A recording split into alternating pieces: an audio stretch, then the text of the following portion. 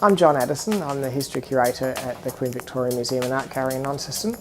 I'm going to tell you the story of the first successful balloon flight in Launceston. Balloons had been around for a long time prior to this, and in fact there was a previous unsuccessful attempt in Launceston sometime in the 1840s when a man called Ray, who was a gunsmith, attempted to take off in a balloon of his own invention.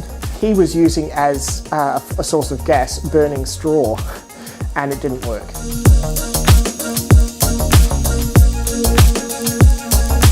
"30 years later, enter a man known in the media at least as Professor Gale.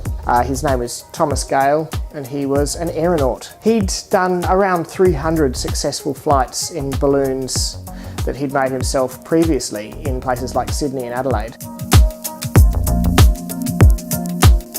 He appears to have been something of a travelling showman. He would come to a new place and make his money by going up in a balloon for public spectacle.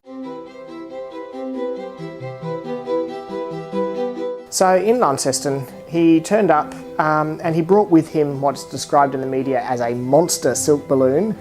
It was a balloon made of oiled silk that he'd made himself. And on Wednesday the 6th of February 1878, it was advertised that he'd be doing an ascent from the public gardens in our city park.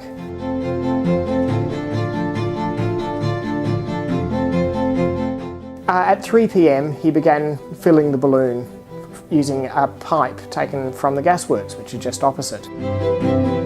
One wonders what sort of gas he was using and how inflammatory it was. It took over 3 hours to fill his balloon.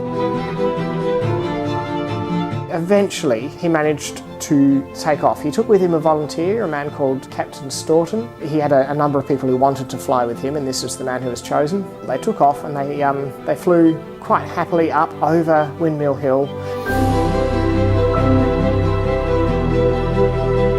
A lovely panorama was before my eyes. Mr. Gale said he wished to propose a toast, which was success and prosperity to Tasmania, and a long life and happiness to all the inhabitants. This was received and drunk with thunders of applause. So they flew and eventually landed in St Leonard's. Some of the people up there actually were a bit scared of the balloon and wouldn't approach it. So you had Professor Gale and Captain Staunton hanging over the edge, shouting for someone to take the rope, and nobody would go near it. So eventually it was taken by a 14-year-old girl who was brave enough to approach.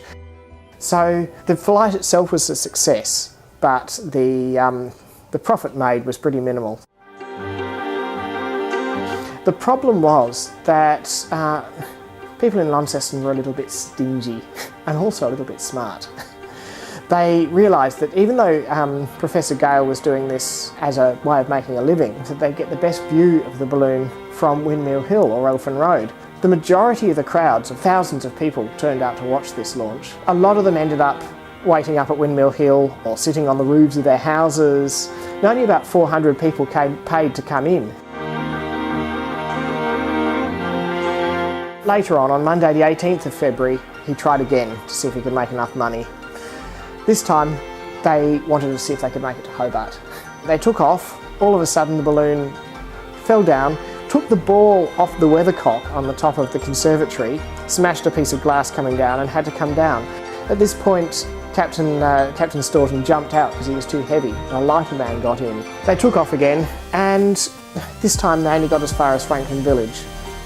Now, in the files of the museum, we actually have here a letter written on the 22nd of February 1878 by Gale. You can see here, there's his name,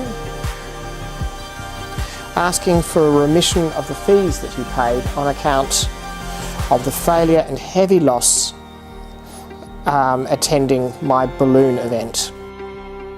So at the end of it, poor Professor Gale did not make all that much money off his foray to Launceston, but he did at least set the record as being the first successful balloon flight in the city.